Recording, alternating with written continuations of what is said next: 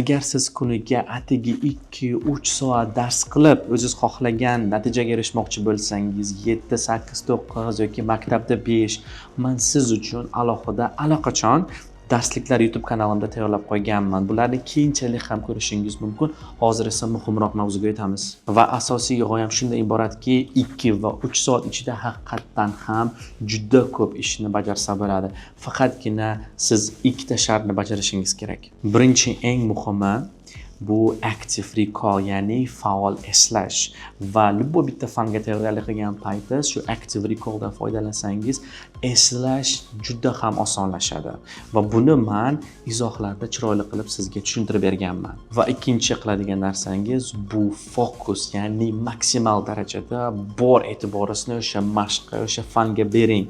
Va o'sha narsa bilan shug'ullanishga harakat qiling oxirigacha.